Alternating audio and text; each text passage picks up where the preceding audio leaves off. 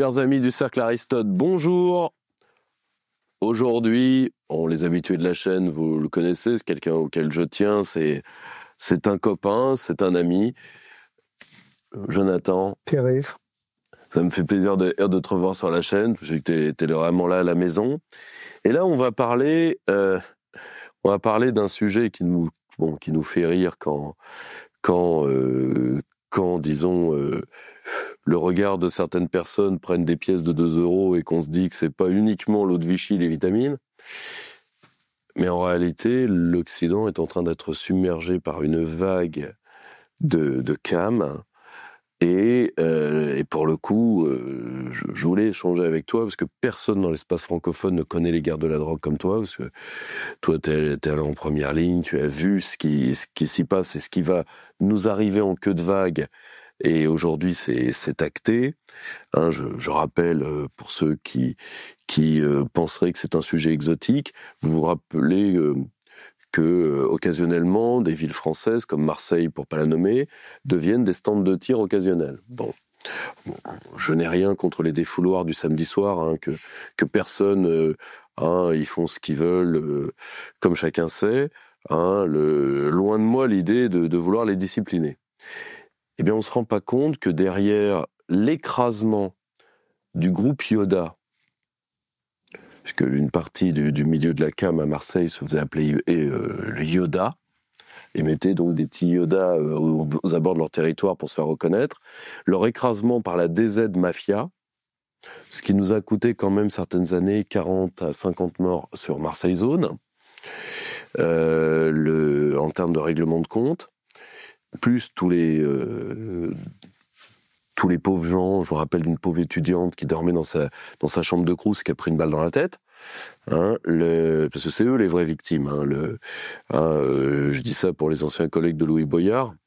Hein, au cas où, si Louis, tu peux faire passer ça, parce que toi tu parles la langue. Mais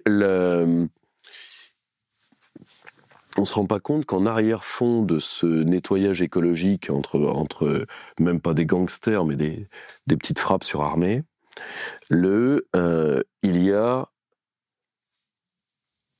la déferlante massive de la poudre, qui est en train de ravager une partie non négligeable de l'Occident et des États en développement.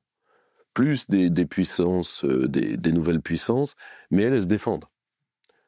Nous, on se défend moyennement, et c'est sur ça que je voulais t'entendre, parce que tu as été au contact de cette guerre, donc là où elle se fait, dans le cœur de cette guerre qui est tout l'espace de l'Amérique centrale, latine et andine, et particulièrement la réponse américaine, nord-états-unienne à la situation mexicaine. Et tu l'as vu également en Europe, au contact de nos services de sécurité. Mais on va prendre un pays un peu plus lointain pour commencer. Tu l'as vu, Duterte, cet homme qui a toujours une réputation de quasi-dieu vivant aux Philippines, qui a fait énormément pour les programmes sociaux de son pays et qui a écrasé physiquement une part non négligeable des armées criminelles qui le défiaient, qui étaient avant tout des trafiquants de drogue, a été livré à La Haye, et on veut le juger pour plusieurs milliers d'exécutions extrajudiciaires. Je rappelle que ces exécutions ont eu comme effet premier, un effondrement de la criminalité aux Philippines, mais deuxièmement, qu'une partie non négligeable des collègues de ceux qui ont été tués se sont rendus. Ces hommes sont encore en vie. Mais l'Union européenne et l'Église catholique de Manille ont pris fait et cause pour les trafiquants de drogue. Et donc, La Haye veut juger Duterte pour crime contre l'humanité, pour la manière dont il a géré les réseaux criminels dans son pays. Toi qui n'as pas une vision romantique de ces gens-là, parce que toi tu les as vraiment croisés ailleurs que dans des films, qu'est-ce que t'en penses, toi ? Cette question est fondamentale. En effet, si on veut essayer de comprendre pourquoi on en est arrivé là aujourd'hui et comment répondre à un problème qui, à mon avis, est devenu un problème stratégique, où on voit que certaines nations sont menées à mal à cause du grand commerce illicite international de la drogue. Tu as fait référence à la cocaïne, qui est maintenant la drogue la plus populaire, et on en reparlera. Mais il n'y a pas que ça, il y avait le fentanyl, il y a d'autres amphétamines, plein de drogues synthétiques, marijuana et bien entendu, et autres. Duterte a pris le choix, comme et on en reparlera, a pris le choix qu'a pris Bukele au Salvador. C'est un choix évidemment qui a un côté dictatorial dans la mesure où on doit prendre des décisions très dures et pas demander l'avis au peuple, même si le peuple, lui, veut ça. C'est comme à Haïti, hein. Moi j'ai couvert Haïti plusieurs fois avec les gangs et on demande aux gens lambda, mais vous voulez quoi? Ils disent tous, il faut que l'armée américaine intervienne et qu'ils aillent zigouiller tous les groupes criminels pour qu'on ait une vie normale. Les gens le demandent. Donc la Cour de justice à La Haye ne représente pas le peuple. C'est faux. Elle représente, à mon avis, les criminels. C'est toujours cette idée de culpabilisation. Le criminel, il est ce qu'il est à cause de son environnement, très bien. Je rappellerai quand même aux gens que on prend quand même le choix de se droguer et ou de vendre de la drogue. On te le force pas vraiment. Alors tu grandis dans un environnement comme ça, donc c'est plus simple aller faire un boulot où on te paye mal. Ok. Mais en ce qui concerne la manière dont il a traité le problème de la drogue, il l'a fait de manière très violente, ça a tué des dizaines de milliers de personnes, il y a eu des étalements, évidemment, il y a des gens, des collaterals, comme on dit en anglais, mais de manière générale, les grands groupes criminels ont été absolument décimés. Il y a des collègues qui l'ont couvert, les cadavres étaient laissés à même le sol pendant des jours, mais c'est pour dire aux gens, vous arrêtez vos conneries. Et si vous voulez vendre de la drogue, très bien, mais à ce moment-là... Voilà le tarif. Voilà le tarif. Et ça a marché.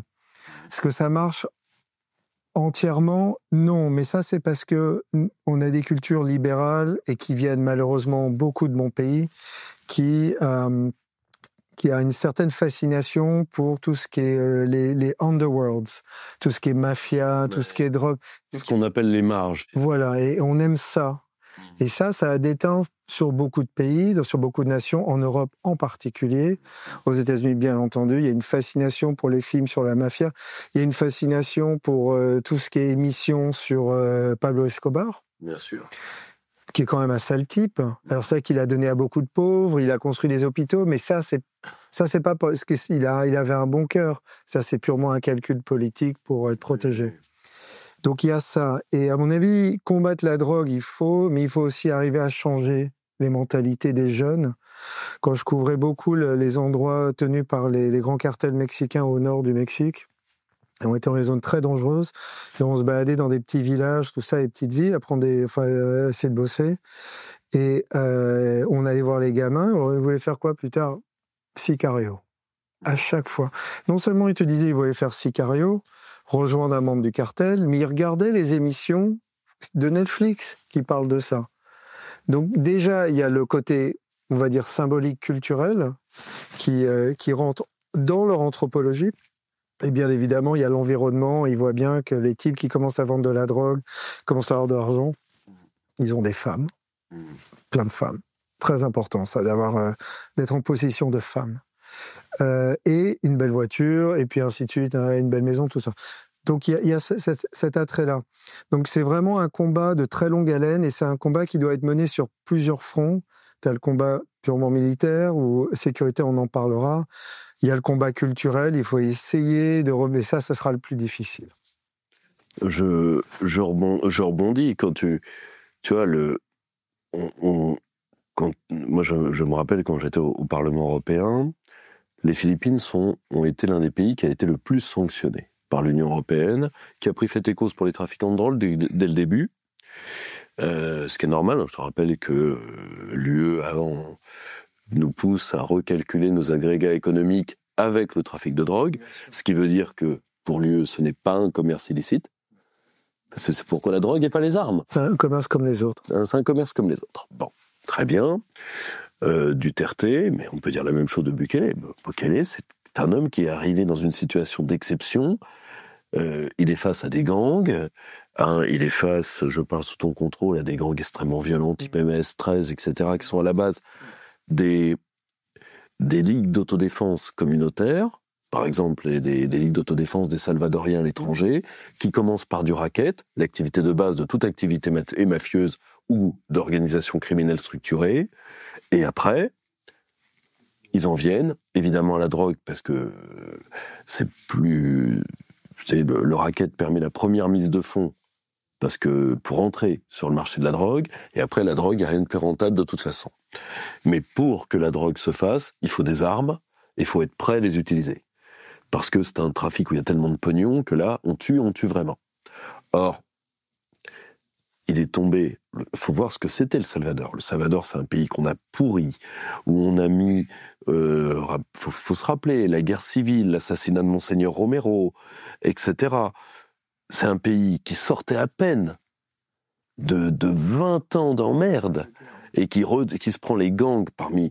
Mais nous, Européens, je veux que tu nous en parles, parce que nous, beaucoup de gens qui vont regarder cette vidéo vont se dire « Oh bon, d'accord, ok, oui d'accord, il y a des bandes, des gangs si vous voulez, mais moi, je rentre chez moi à 18h, je me calfeutre, la casquette retournée, le froc à chier dedans avec son couteau de la pêche, je le croise pas. Bon, ils ont qu'à faire comme moi. » Non, est-ce que tu peux nous dire ce qu'on entend par gang? Parce que faut que les gens comprennent pourquoi un mec comme Duterte ou un mec comme Bukele ont dû faire ce qu'ils ont fait.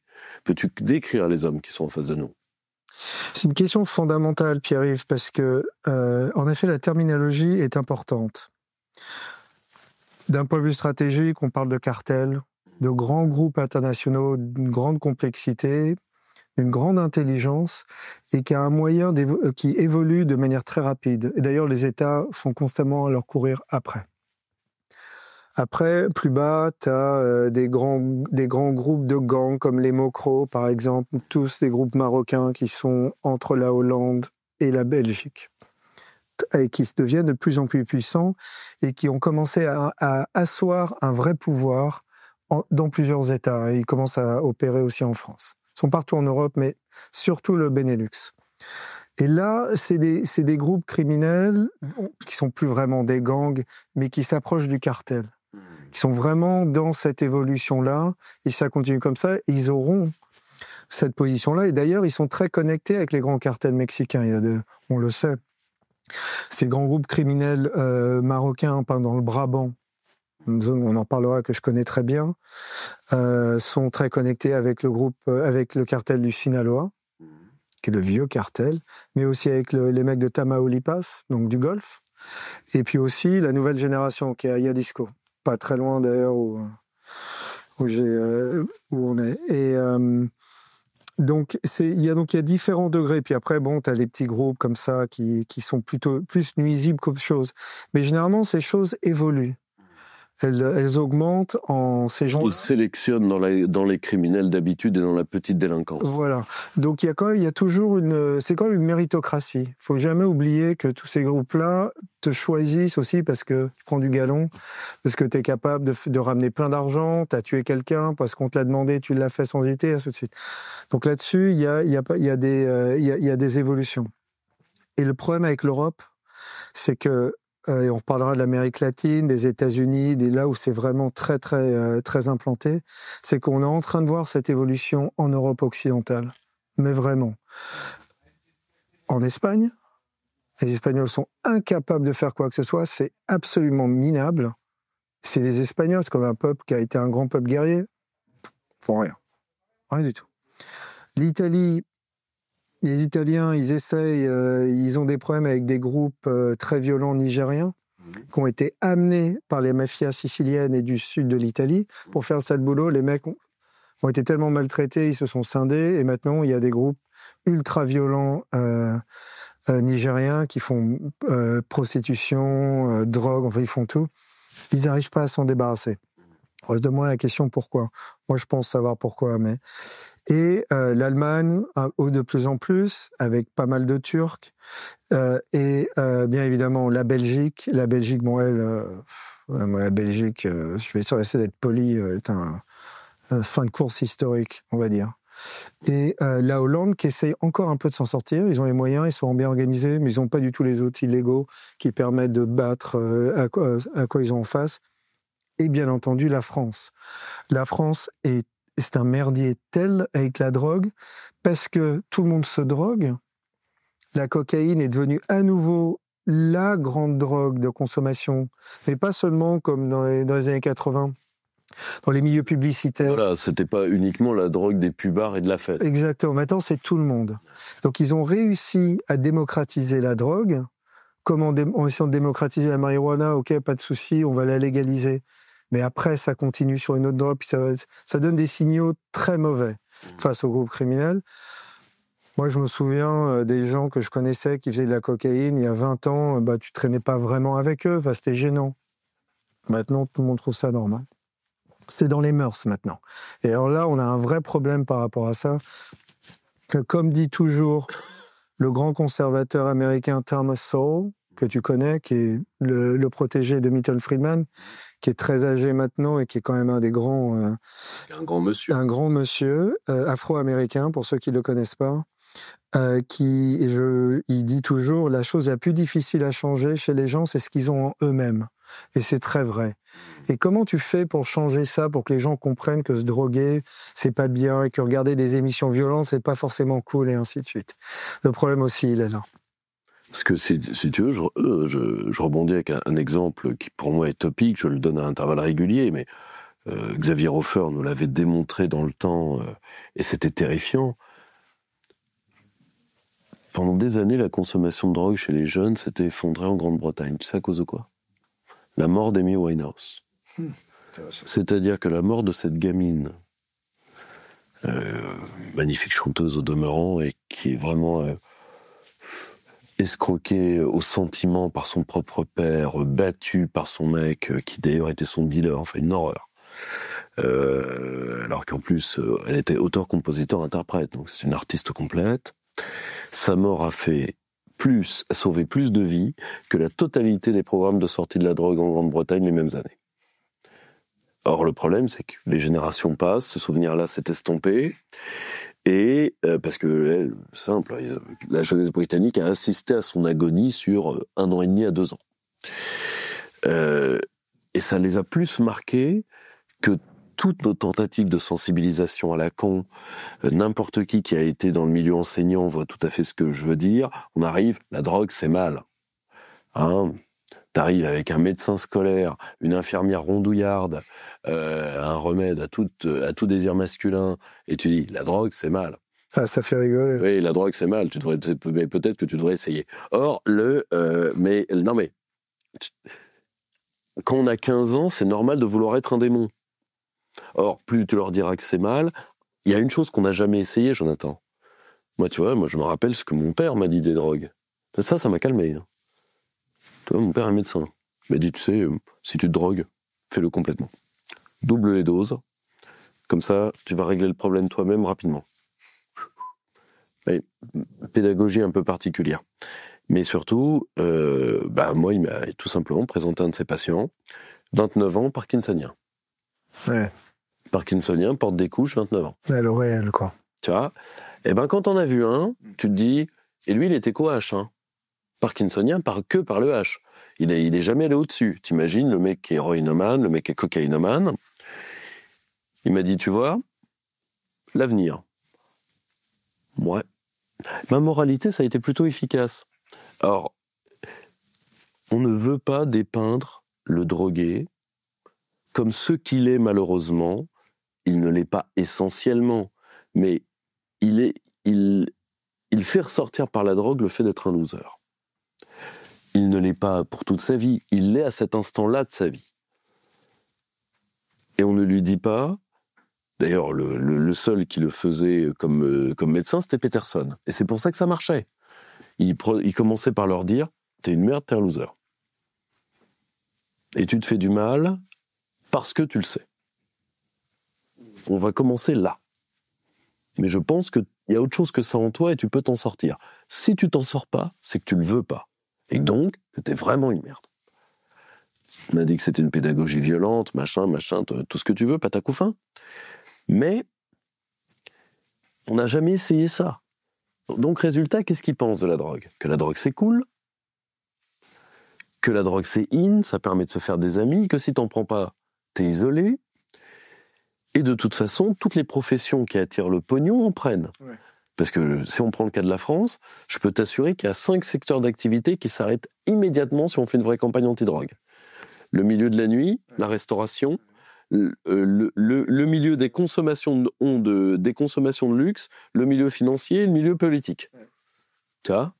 Parce que je vais dire, Place Vendôme, pas le ministère, les boutiques qu'il y a autour, quand tu vois, c'est simple, il y a 200 Ferrari dans le 93.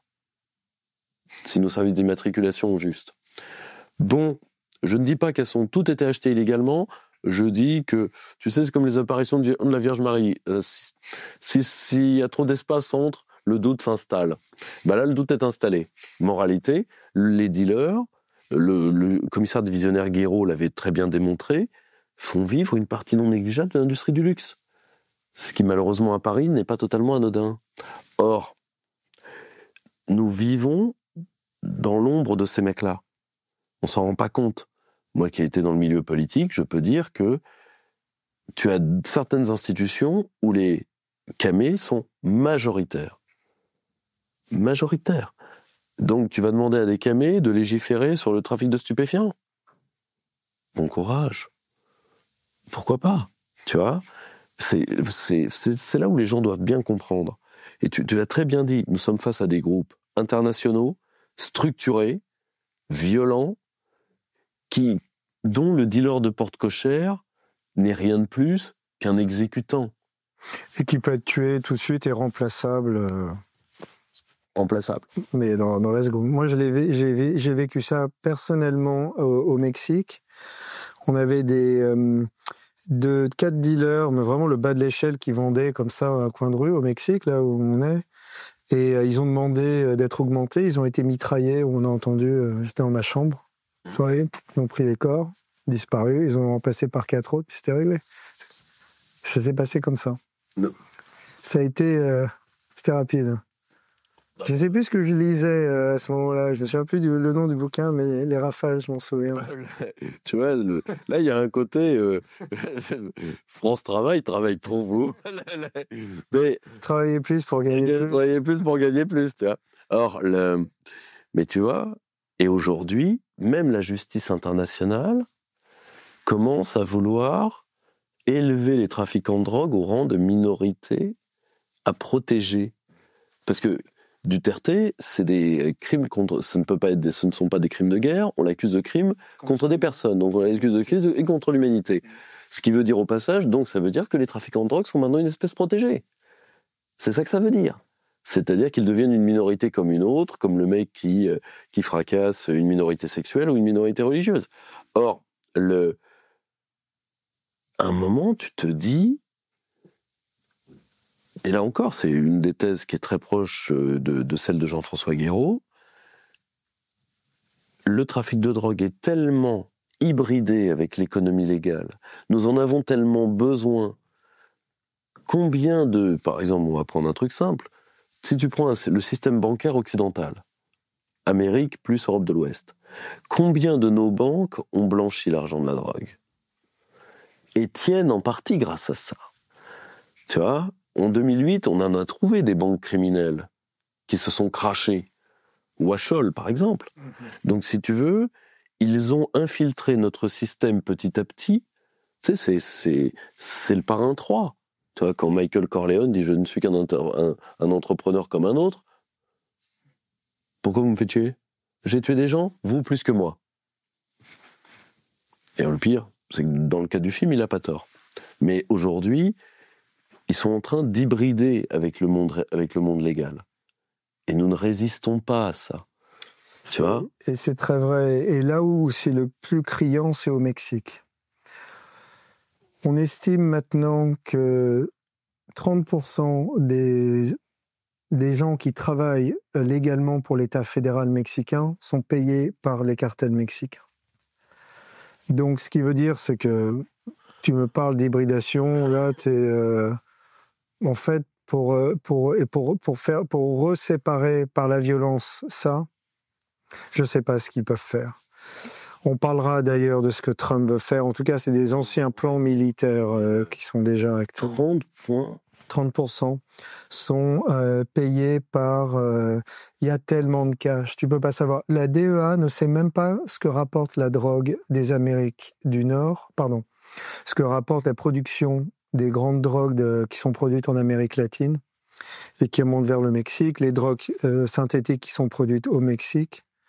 Ça va de 50 milliards à 450 milliards de dollars par an. Mais ils en savent rien, en fait. En fait, ils en savent rien.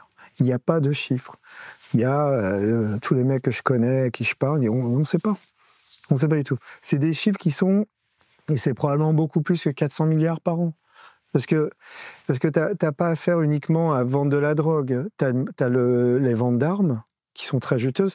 C'est les mêmes gens, en fait. Donc les gens, évidemment, ils ont besoin des armes. Et les armes doivent sécuriser le cash et la marchandise. Exactement.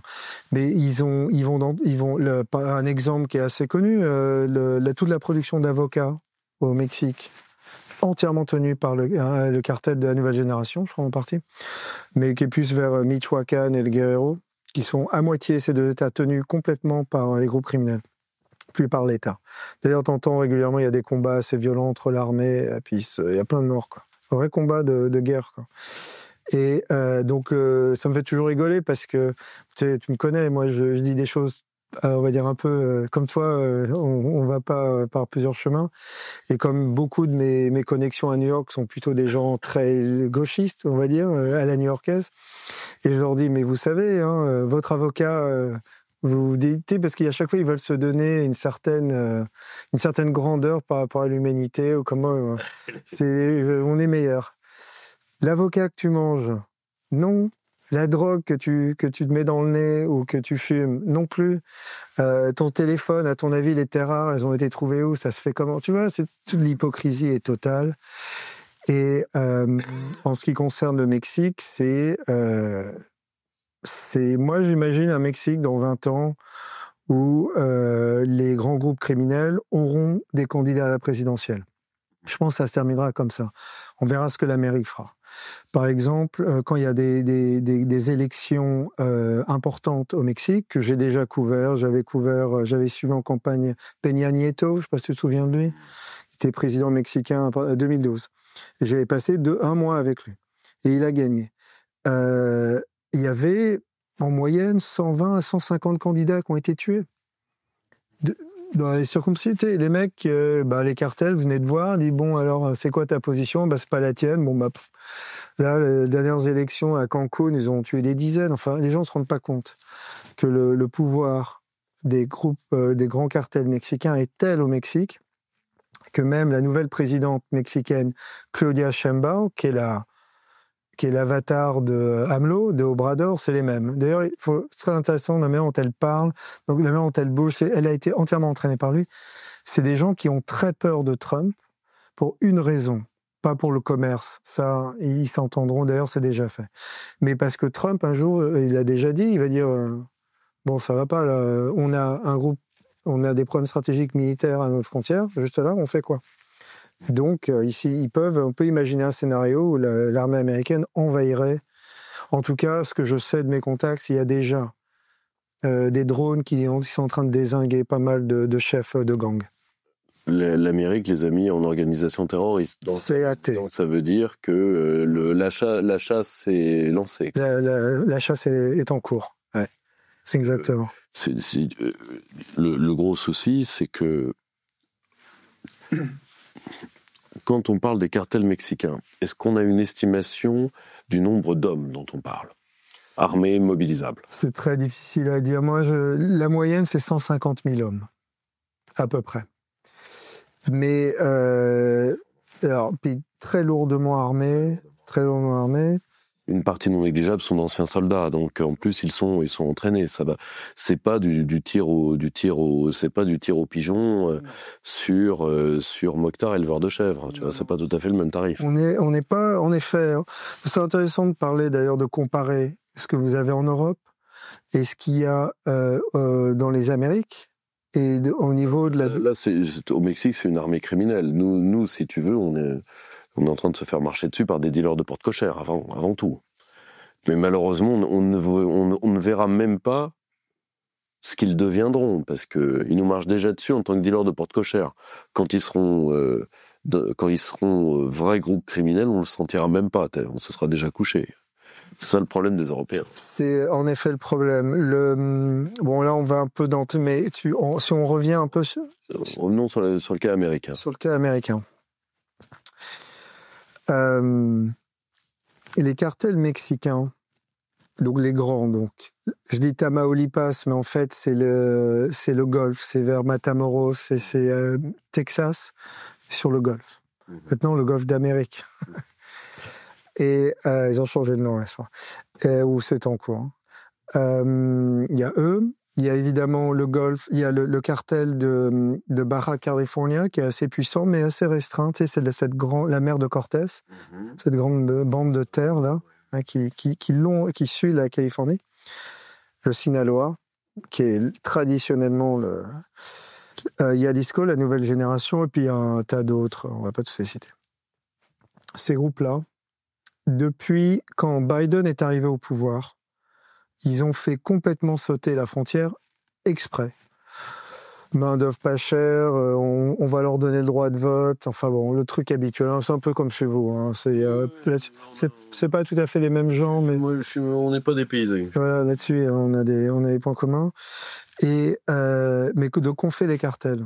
Ils ont poussé des milliers et des milliers de sicarios pour faire des contacts plus intenses, plus consistants, on va dire, avec des groupes criminels américains, des gangs, plutôt gangs, un gang noir en grande partie, mais aussi des gangs latinos qui étaient déjà sur place, dont pas mal de l'Honduras, d'Amérique centrale, Salvador, trucs comme ça.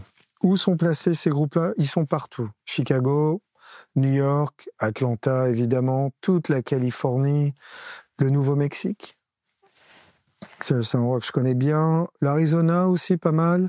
En tout cas, ils sont partout. La Floride aussi. La Floride, ils sont assez sécuritaires, donc c'est plus compliqué pour eux. Ils ont donc intégré le pays pour s'implanter de manière encore plus puissante. Donc ça, c'est sous Biden, pendant 4 ans. En plus, sous Biden, ils ont légalisé, bon, c'est déjà en cours avant, mais la marijuana, qui est pour moi une très très grave erreur. Il ne fallait pas légaliser la marijuana pour plein de raisons. Et c'est voilà ce qui s'est passé. En légalisant, l'État fédéral américain ou les États qui ont accepté de légaliser ont dit, à ce moment-là, on va pouvoir... Et ça, c'est vraiment la connerie des gens en disant, d'un point de vue purement économique, on va les écraser. Et ça a fait l'effet contraire. La raison principale pourquoi les cartels mexicains maintenant produisent plus de marijuana aux États-Unis pour la consommation américaine que tous les producteurs légaux, c'est 2 raisons. Le cartel mexicain, il ne paye pas d'impôts. Donc déjà, rien de ça. Déjà, ça peut commencer. T'as 40%, là, c'est bon. Il n'y a pas de régulation. Donc t'es pas emmerdé par des officiers américains qui viennent, ça c'est quoi, enfin, comment ça se passe. Un peu comme avec votre agriculture avec l'Union européenne, constamment à vérifier. Et donc du coup, pour le nord de la Californie, les cartels mexicains, on pense, produisent entre 9 et 10 milliards de dollars par an que pour la marijuana, sur une toute petite zone du nord de la Californie, c'est 3 counties, Acria, Humboldt, et je me souviens jamais du 3e. C'est très vallonné, c'est très beau, c'est dans les... Et il y a une petite ville où tu as 2 shérifs, donc pas de moyens, rien. Donc cette marijuana a inondé le marché légal, donc quand tu fumes ta marijuana, quand tu vas l'acheter dans un... On ne sait plus.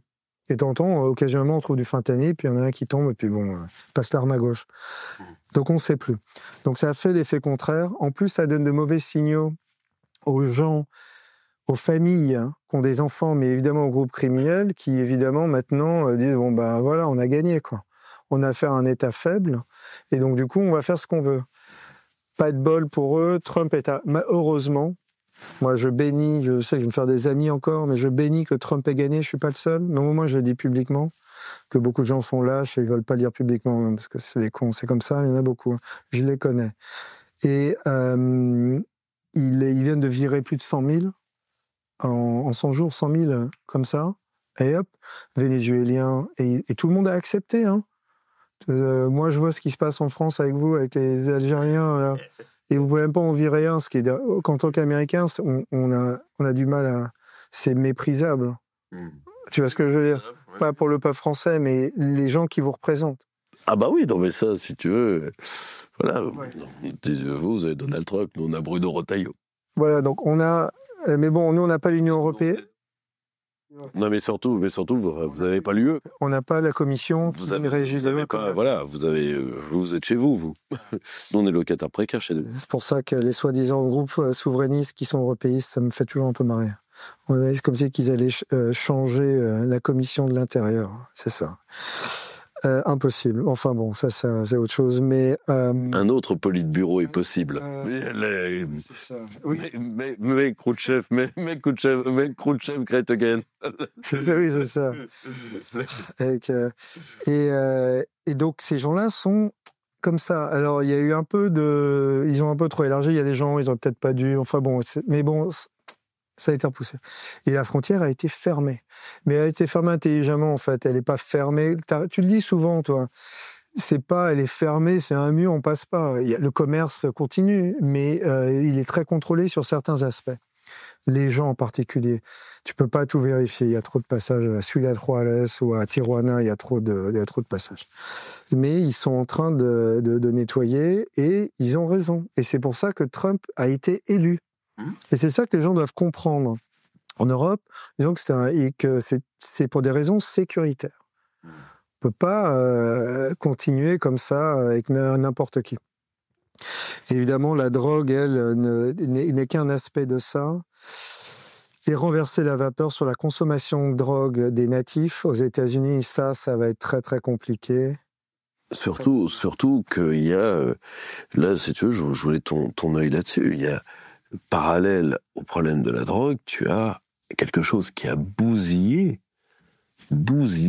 la santé de l'Américain moyen, c'est tout ce qui était fentanyl et opioïdes. Bon.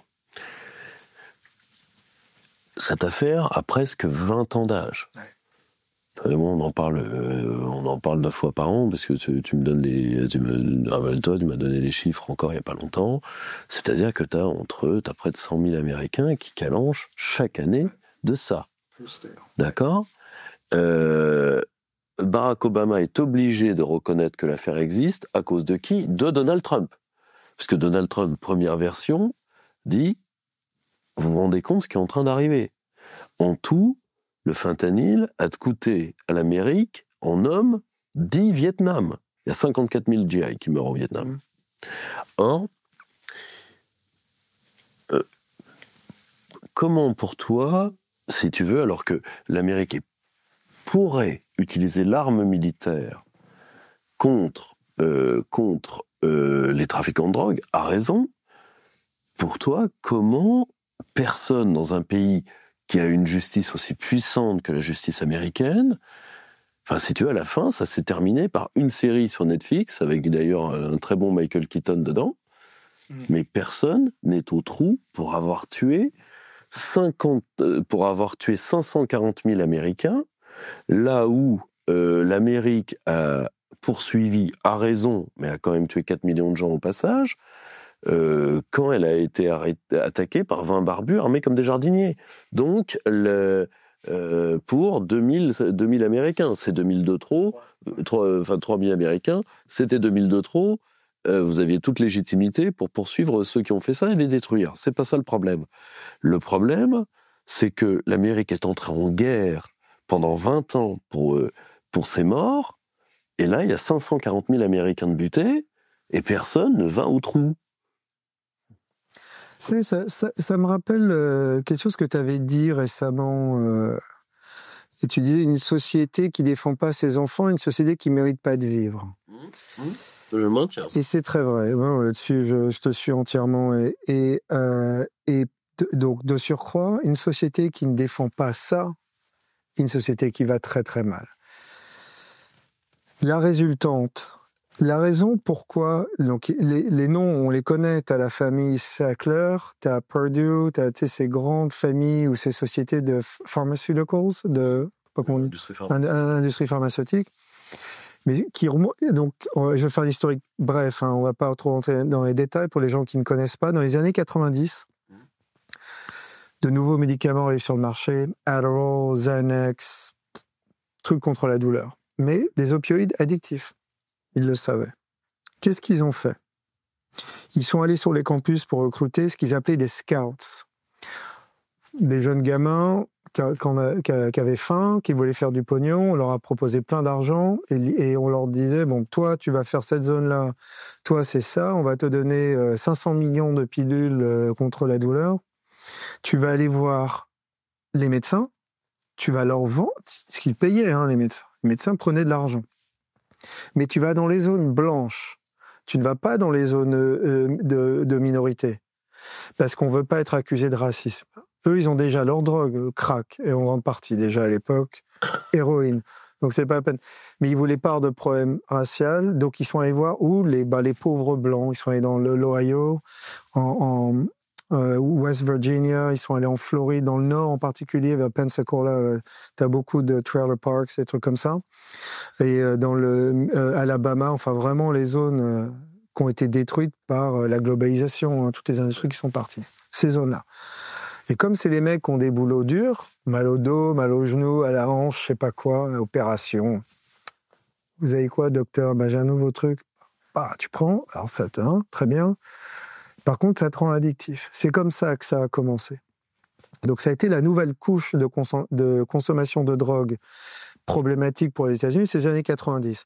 Et après, tu as raison, dès le début des années 2000, tu as le fentanyl qui commence à arriver, mais qui se rajoute à tout ça. Tout ça fait une panoplie, on va dire, de différents problèmes de drogue et d'addiction chez les toxicos. Et donc, en effet, à partir des années 2000, tu as commencé à avoir 50, 70 000 morts par an, et là, l'année dernière, on est à 120, 125 000. Donc c'est exponentiel. Et je crois que, pour donner un chiffre très précis, je crois que c'est 2022, 2023, sur les 109 000 officiels, parce que... Oui. T'as une partie, t'as des trous dans la raquette. Voilà, et puis tu retrouves pas les corps, enfin bon, les mecs qui disparaissent, bref. 74 000, c'était le fentanyl. Mais le fentanyl, c'était pas, et pour la très grande majorité, c'est des jeunes gens de ta génération qui faisaient de la cocaïne un soir, ou fumaient, ou je sais pas quoi, et il y avait du fentanyl dedans, et voilà, et puis c'était réglé, quoi. Donc en fait, les familles qui ont créé plein d'organisations, j'en connais beaucoup, je suis allé les voir, je suis allé les interviewer, photographier, qui ont perdu leurs enfants. Ils veulent pas dire que c'est de l'overdose, ils te disent que c'est de l'empoisonnement. C'est le terme. Ce qui est intéressant, parce que beaucoup de ces enfants, ils se droguaient, mais ils voulaient pas prendre du fentanyl. Et ils en sont morts quand même. Justement, si tu veux, ça a aussi une importance légale, ce que tu dis. Parce que si nous arrivions, tu vois, prenons un cas comme le cas français, nous on ne poursuit plus les dealers, de toute façon. Et en Europe de l'Ouest, au-dessous d'un certain seuil, on ne poursuit plus de toute façon. Alors qu'à titre personnel, moi j'ai toujours soutenu l'inverse, c'est-à-dire que il faut le passer en empoisonnement, c'est-à-dire ce qui est un délit donc passible du tribunal correctionnel, de le passer en crime, en cour d'assises, avec les peines encourues qui vont avec. Bon, le problème pour ça, c'est un problème de moyens, parce que nous n'avons pas, et de très loin, les structures carcérales nécessaires. Plus la part incompressible qui devrait rentrer chez eux, et leur pays dont ils parlent en permanence parce qu'ils le clament à chaque match de football, 1, 2, 3, Viva, enfin bon voilà tout ça. Leur pays adoré ne veut pas d'eux. On se demande bien pourquoi d'ailleurs, parce que le petit ange parti trop tôt, mais qui veut revenir, voilà, qui pourrait le refuser. Or, a priori, ils en veulent pas. Bon, très bien, mais et tu vois, si tu veux, ça donne la mesure du problème. C'est-à-dire que nous, Européens, c'est la différence avec les Américains. Nous, on n'est qu'au début de la vague. Vous êtes face au dur du problème. Pour toi, est-ce que tu penses sincèrement que l'option militaire est réellement sur la table côté américain? Je sais de sources très sûres que depuis des années, il y a des plans militaires. Mais comme tu le sais, les armées font des plans militaires pour plein de choses différentes. Bien sûr. Donc au cas où, puis les rapports sont rangés. Mais en effet, il y a un rapport militaire qui a été renouvelé à plusieurs reprises jusqu'à récemment sur une invasion de l'armée américaine et créer une espèce de zone tampon au nord du Mexique qui irait entre 50 et 100 km de profondeur. C'est une option. Et ça, c'est dans le cas où le Mexique vrille complètement et devient vraiment complètement un narco-État, et puis une espèce de balkanisation de la zone, et puis alors là, les Américains interviendraient. Car ce que Trump est en train de faire, et ça, tes gens l'ont dit à juste titre, c'est qu'il essaie de créer une espèce de forteresse américaine, et le Mexique en fait bien évidemment partie. Et c'est pour ça que quand Claudia Sheinbaum est montée un peu au début sur ses grands chevaux pour faire semblant qu'elle allait tenir tête, elle a cédé en un quart d'heure, et Trump a obtenu tout ce qu'il voulait, et que de toute manière, le Mexique n'avait pas intérêt à déconner, parce que... sinon, l'économie mexicaine a été écrasée en 24 heures. Elle, vraiment. Bruno Le Maire aurait peut-être pu dire ça sur l'économie mexicaine au lieu de parler de l'économie russe. Mais c'est donc... c'est ça, en fait, c'est l'espèce d'union. Et est-ce que c'est possible ? Tout est possible aujourd'hui. Tout est possible. D'ailleurs, récemment, l'Équateur a demandé que l'Amérique envoie des troupes. L'Équateur, qui est un des États qui s'enfonce. Si tu dois cartographier cette route de la drogue, donc on a vu le Mexique, les points les plus chauds au sud. Alors pour la cocaïne, tu as trois grands pays de production. Tu as évidemment la Bolivie, qui traditionnellement fait ça depuis des décennies, mais ça représente peut-être 10-12% de la production mondiale. Colombie, évidemment, eux produisent plus qu'ils n'ont jamais produit, ce sera intéressant. Et la nouvelle star montante, c'est le Pérou. Moi, je connais bien cet endroit parce que j'ai fait beaucoup d'opérations militaires, j'ai beaucoup travaillé dans la zone, très dangereux. Et beaucoup à Guayaquil, qui est le grand port au sud de l'Équateur, qui est juste à la frontière avec le Pérou. Donc tout passe par là. Ce qu'on appelle la nouvelle route du Pacifique. Donc Pérou, Équateur, ça remonte vers Esmeralda, et après ça va... il y a la Colombie, Venezuela, après ça fait un peu comme une étoile, ça s'étend, mais tu as toujours une bonne partie qui remonte par l'Amérique centrale, plus par le Salvador, bien entendu, parce que maintenant le Salvador, c'est plus possible, c'est trop dangereux, ça coûte trop cher. Donc qu'est-ce qu'ils font ? Ils s'en prennent au Costa Rica, qui est en plein déclin à cause de la drogue. On n'en parle pas du tout.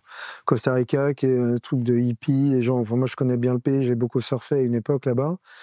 Mais c'est un pays qui n'a pas d'armée, qui n'a pas de flics, ils n'ont rien. Ça a été leur truc.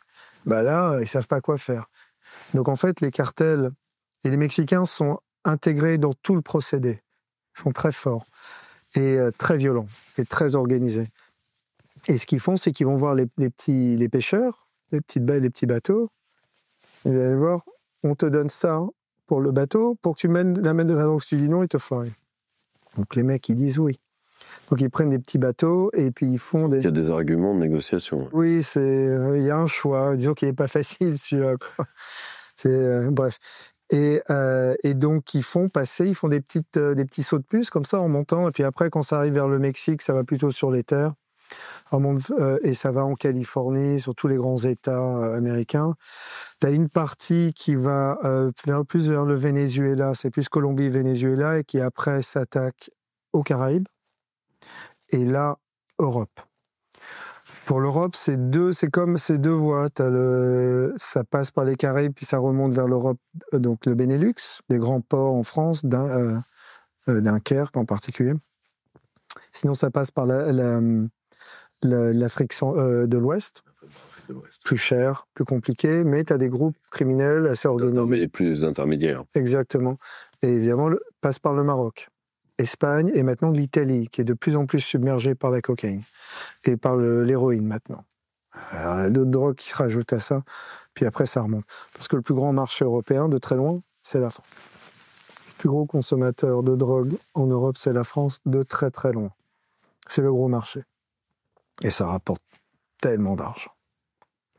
1 kilo de... Ça dépend le pays, mais 1 kilo de cocaïne dans les Pays-Bas, c'est 250 000 $ maintenant. Il faut y aller. Ici, ça doit être dans les 50 000 $, un truc comme ça, 60. Les États-Unis, c'est moins, c'est 40, 45. Le kilo. Donc, si tu en perds 10, 20% sur ta production. Et alors? Oui, c'est quelque chose qui est très juste, c'est que écraser un trafic de drogue, c'est très compliqué de les avoir à l'usure, parce que tu peux leur faire perdre énormément d'argent, ça rapporte tellement. Ouais. Si tu veux, c'est une force de corruption pour nos hommes qui est gigantesque. Enfin, les gens voient pas ce que c'est un appart tu vois, c'est les chiffres qu'il faut rappeler, tu vois. Dans les apparts de stockage, je crois que Pablo Escobar, il achetait pour 20 000 $ par mois d'élastique pour faire les liasses. 20 000 $ d'élastique. Je sais pas si les gens voient la gueule que ça. Tu vois, 18 000 € d'élastique. Achetez-vous ça, vous allez voir. Vous allez pouvoir jouer à la marelle tranquillement. Et pour longtemps. Or, mais, tu vois, je me rappelle d'un chiffre délirant. Dans les entrepôts de stockage pour le pognon, Escobar perdait plusieurs millions par an par les rats qui les becquetaient. Tu vois, si tu veux, non mais voilà, enfin, Ratatouille m'a bouffé 100 000 $ sur le dos.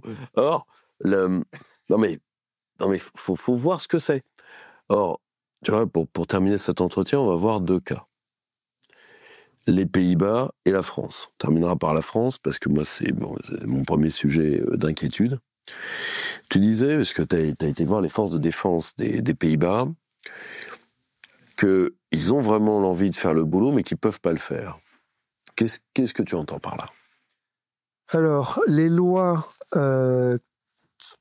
du pays, de la Hollande, qui sont créées pour traiter ces problèmes, donc la distribution et consommation de narcotiques, est très faible. Je vais donner un exemple très concret.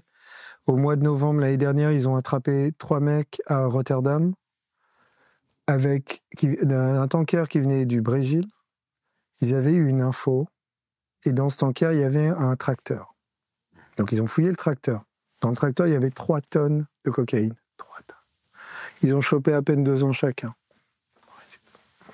Et en plus, les prisons hollandaises sont jolies. C'est ça, je suis allé voir, je suis allé voir. Sympa. Et en plus, la première demande que tu peux faire, c'est une PlayStation. Et tu l'as dans les 24 heures. Donc les mecs jouent aux jeux vidéo pendant 2 ans. Puis après, payé gratuit. Voilà. Donc comme c'est des mecs assez durs, pas grand-chose pour 2 ans. 3 tonnes. 3 tonnes en Iran, tu sais ce qui t'arrive. 3 tonnes en Iran, tu fais partie du décor. Oui, ça se fait. Tu deviens une nature morte. Ça se fait à la grue. Et pour te montrer à quel point ils sont complètement la qualité des mecs est excellente, ils sont bien équipés, bien armés, ils sont motivés. Là-dessus, il n'y a pas de souci. Ça, à nouveau, ça, je l'ai vécu personnellement. J'étais dans une opération, ils attrapent 2 Turcs, des gros dealers de marijuana, cocaïne. Ils les suivaient depuis 3-4 semaines. C'est assez rapide, en fait. Ils sont assez bien ficelés, en truc. 5h du matin, je pars avec les mecs, on défonce la porte, les mecs, ils dormaient encore et tout, surprise, encore en slip. Les photos sont très, très bien, d'ailleurs. Et il y a toute la drogue, enfin bon, ils sont coincés. Alors, ils les font partir vite au cas où d'autres arrivaient, enfin bon. Et je demande, c'est mes amis maintenant, mais alors, qu'est-ce qui va leur arriver? Rien. Quelques mois, 1 an, puis ça va repartir. Et ils reprennent, les mecs, ils recontinuent. Ils me disent, mais attends, c'est pas fini. Quand ils écrivent le rapport, tous les flics écrivent des rapports après une opération. Dans le rapport, la loi hollandaise dit, OK, mais vous devez mettre votre nom de famille et adresse. Donc le flic, il doit mettre là où il habite et son nom. Total. Je regarde mon pote flic, je lui dis, mais attends, il dit, c'est la loi. Donc au début, ils voulaient plus le faire, donc ils mettaient que le nom de serial number. Le numéro de matricule. Voilà, de matricule. Et le juge dit non, il faut mettre le nom. Donc il y a eu des menaces de mort, des flics un qui a été tué, d'autres qui sont obligés de s'expatrier parce que les criminels viennent les chercher. Alors, mais moi, ah oui, quand même. Ouais. Non, ça va très loin, la connerie. Pour une fois que quelqu'un fait une connerie, que c'est pas nous. Mais les mecs, ils sont à cran. Moi, je vois bien. Même eux, je sens bien. Moi, les mecs, ils me regardent parce que quand je passe plein de temps avec ces types-là, je sais qu'après, ils se demandent qui je suis.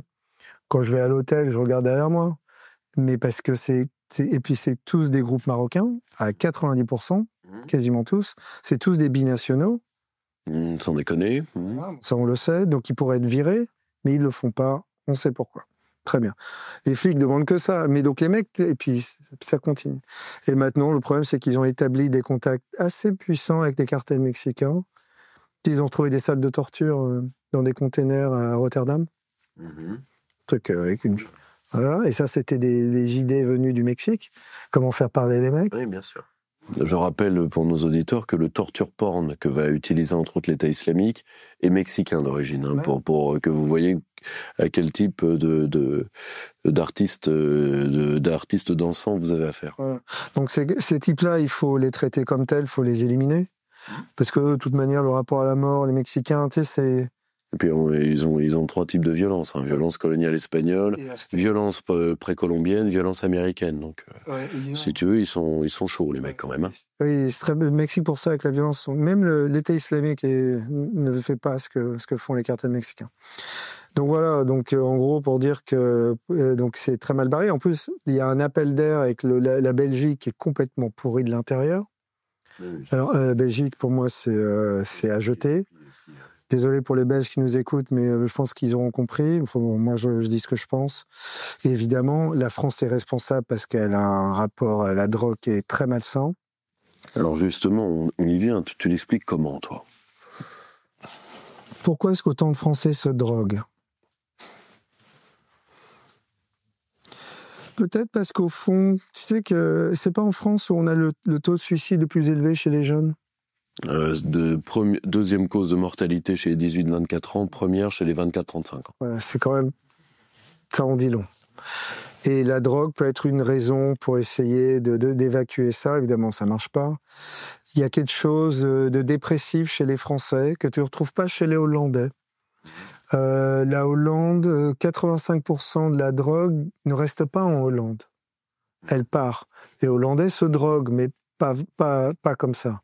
Les Belges se droguent bien, mais pas autant que les Français. En France, c'est une question de mentalité.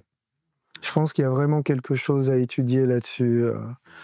C'est intéressant de parler à un spécialiste là-dessus. Pourquoi est-ce que...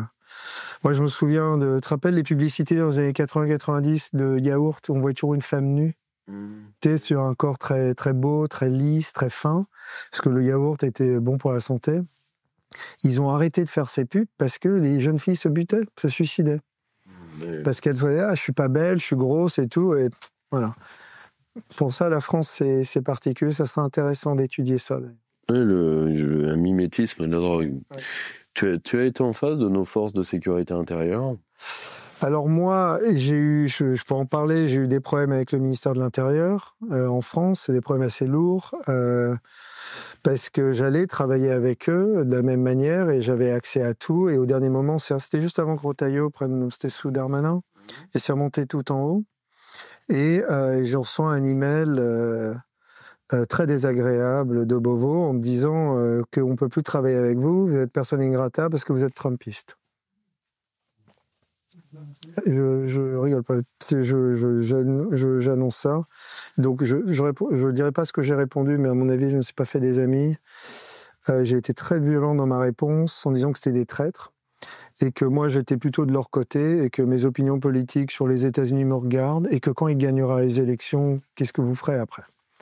Donc ça s'est très mal passé et c'est vraiment dommage parce que j'ai beaucoup de respect parce que je connais plein de flics en France, ils pensent comme moi, comme nous, et ils étaient assez désespérés par la pression que j'ai eue du ministère. Et je sais que j'étais sous surveillance, tout ça. Mais bon, moi, j'ai un passeport américain, c'est plutôt qui devrait faire attention. Aux États-Unis, nous, on défend nos citoyens. Puis Trump, alors lui, si une affaire comme ça arrive, le genre de type qui s'en mêlera, quoi. Et j'étais très, très, très déçu. Ça m'a un peu dégoûté, hein, parce que moi, j'étais plutôt de leur côté, quoi. Oui, mais si tu veux, il y a une part de hiérarchie policière. Oui, c'est ça. Il y a une part de hiérarchie policière qui sont de la police politique en France. Si tu veux, je les croise à intervalles réguliers, hein, vu mon activité. Donc bon, je sais que ces hommes existent.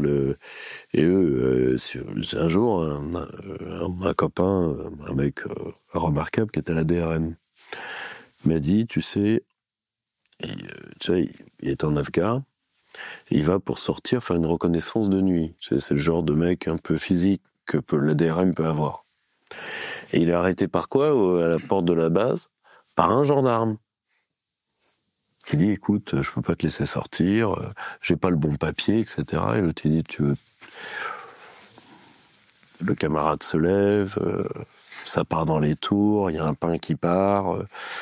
le gendarme, c'est le gendarme qui l'encaisse, enfin tout ça, bon. Et il lui dit, toi, t'es vraiment le soldat de la loi. T'es con comme un soldat de la loi. Et je lui dis, mais c'est quoi un soldat de la loi? Il me dit, un soldat de la loi, c'est les flics. Et ensuite, t'as les soldats du politique en France. Et après, t'as les soldats de la nation. Et là, il avait une très belle définition. Il a dit, c'est les hommes qui répondent aux ordres qu'on aurait dû leur donner. Et en France, c'est très vrai. Nous, on a un gros problème de littéralisme pénal par une partie de plus en plus conne d'une partie de l'appareil policier. Mais je leur en veux pas parce qu'ils sont entravés par un appareil de magistrat qui, lui, pour le coup, on peut se demander de plus en plus clairement les rapports réels qu'il entretient avec une partie du lumpenprolétariat. Parce que c'est au-delà du paternalisme de gauche, tu vois. C'est leurs œuvres, mais à un moment, tu te poses des questions. Tu vois, quand tu sais que le plus grand tribunal de France, c'est Bobigny, il y a 200 magistrats, il n'y en a pas un qui vit dans le 93, ils vivent tous dans le 14e, 15e et 16e arrondissement de Paris, tu te dis, vous les aimez, mais vous les aimez à bonne distance. Parce que si vous aimiez vos petits protégés, vous iriez vivre avec. Ce serait sympa, d'ailleurs, la photo du repas de quartier. Mais Or, si tu veux, oui, ça, si tu veux, c'est un peu après, tu sais, l'époque Charles Ingalls, tout ça, tu vois. Là, c'est la petite maison au bas des tours, tu vois, c'est plus tout à fait la même. Tu vois, c'est la salle de shoot au bas des tours. Mais tu vois, tu as une part de notre hiérarchie policière qui est surpolitisée. C'est les mecs qui t'ont répondu, oui. Ça c'est sûr. Mais voilà, donc, toi, si tu veux vraiment, de ce que tu as vu de l'Europe de l'Ouest, de ce que tu as vu entre, si tu veux, cette pression transatlantique du trafic de drogue, vraiment pour toi l'Europe, et ce sera ma dernière question, pour toi c'est l'Europe le ventre mou, c'est là où ça va certainement le plus mal tourner. Oui, je pense que l'Europe, déjà l'Union européenne n'est pas faite et construite pour être sécuritaire dans le sens propre du terme. Donc déjà, ça, on peut mettre ça de côté. Il n'y a que les nations vraiment qui devraient pouvoir s'en sortir, si elles le veulent, bien entendu. Si les peuples le veulent, ça reste à voir aussi. Mais et puis en plus, ce qui est inquiétant, c'est en fait c'est comme un alignement de planètes. T'as la drogue, c'est un aspect. L'immigration massive se rajoute à ça. Ça crée un bordel innommable, et en plus t'as excusez-moi de le dire, mais une islamisation de votre pays qui est absolument, en tant qu'Américain, nous on comprend pas, quoi. On regarde, moi j'ai souvent des conversations avec des gens qui sont pas d'accord avec moi, ils disent mais non, tu racontes n'importe quoi, t'es fasciste. Bon, ok, je suis fasciste. Ok, on verra bien dans 10 ans comment ça se terminera pour vous. Moi, on en parlait tout à l'heure, le discours de Vance à Munich. Et après, il y a un Allemand de la commission qui s'est mis à chialer. Ouais, le patron le patron du salon de sécurité européen se met à chialer. Ah bah c'est sûr que ça chialait moins dans la Waffen-SS. Oui, alors déjà ils avaient le courage d'aller crever, mais alors lui il pleure parce que un vice-président américain lui dit mais c'est vous les fascistes, et il se met à pleurer bon, ça sent la fin de race, là. Mais fin de partie. Et les Américains le savent, moi je le sais très bien parce que avec les contacts que j'ai, là il y a du mépris là. C'est méprisable. Ah oui, mais ça, si tu veux, je peux pas trop leur en vouloir non plus. Mais donc quoi faire? Et les gens me demandent quoi faire. Déjà quitter l'Union européenne, ça c'est le must obligatoire, sinon ça sera fini. Je pense que sinon c'est mort. Et reprendre le contrôle de sa destinée, il faut que ça se passe comme ça. C'est obligé. Il faut que ça vous emmène dans une pourriture totale, mais qui est vraiment anthropologique maintenant, qui est profonde. Et à l'Amérique, je sais, on me dit, mais c'est plein de problèmes chez nous. Je sais, mais au moins là, on essaye quand même de soulever le truc. Et il faut qu'on y arrive. Vous mangez votre pain noir, mais c'est votre pain à vous. Nous, on est des locataires précaires. Mais toi, tu penses que ce soit pour les Américains ou pour les Européens, est-ce que tu penses qu'une solution sans brutalité est possible par rapport au problème, au problème qui nous a occupés pendant cet entretien, qui est la déferlante de la drogue? Non, je pense que c'est trop tard. Et si on veut vraiment réagir, faut y aller fort, faut y aller violemment. On sait, les services spéciaux de tous les pays d'Europe occidentale savent à peu près combien de groupes il y a. En France, il y en a 1000 à peu près. On sait qui sont ces gens. Et l'idée, c'est simple. Il faut qu'il y ait du courage politique, il faut aller les chercher. Il faut les détruire. Ceux qui se défendent, c'est fini. Ils se défendent, ils ont pris les armes, c'est leur problème. Et rémigration de tous ces gens-là. Ces gens-là, tout ça doit être éliminé. Et est-ce que si vous faites pas ça, c'est comme un cancer. Hein, c'est pas que la Seine-Saint-Denis. Maintenant, il faut aller à Grenoble. Alors, ce qui se passe à Grenoble, faut qu'on voit le maire, ou Lyon. Mais maintenant, tu vas dans les petites villes. Tu vas même à Quimper. Il y a des trucs de drogue partout. Enfin, je veux dire, le cancer, il s'est métastasé. Qu'est-ce que vous allez faire? Soit vous y allez, ça va faire mal, il faut y aller. Ou à ce moment-là, on peut dire, comme tu disais, c'est la branlée joyeuse, quoi. On peut continuer indéfiniment. Le syndrome Benoît Hamon, ouais. Exactement. Quand on voit l'anthropologie du mec, ouais. C'est ce que moi j'avais eu des problèmes sur YouTube il y a 3 ans parce qu'on m'a interviewé dans un truc important et on m'a demandé ce que je pensais de Kamala Harris et j'avais dit Kamala Harris dans un monde normal devrait faire les paquets dans un supermarché. Comment ça se fait qu'elle est devenue vice-présidente? Voilà, c'est de la corruption, c'est du clientélisme, c'est tout ce que c'est. Là-dessus, ça y est, je te passe. J'imagine que tu as fait un tour de grand 8 gratuit. 2, mais j'ai le droit. Alors, on a eu des menaces de YouTube, ça va pas dire quelqu'un comme ça. Je dis, si vous estimez que c'est quelqu'un de bien et d'intelligent, c'est triste pour vous, quoi. Mais vice-président de la plus grande puissance mondiale, il y a ça coince. Ça coince. Les théories de l'évolution de Darwin, ça n'existe pas, là. Il n'y a pas eu, là. Mon cher Jonathan, je te remercie beaucoup. Tu reviens quand tu veux pour suite à tes différents reportages. En tout cas, tu es toujours le bienvenu à la maison. Merci Pierre-Yves. Chers amis du Cercle Aristote, vous savez comment nous aider. Tout est dessous, n'hésitez pas. Et n'hésitez pas également à vouloir intégrer l'équipe. On a besoin aussi de bras. N'hésitez pas. Vous avez tous les détails dessous. Je vous dis à très vite. À vous les studios. Chers camarades, si tu veux plus de contenu, de réinformation, d'éducation populaire et de formation intellectuelle, n'hésite pas à faire un don sur notre page Tipeee.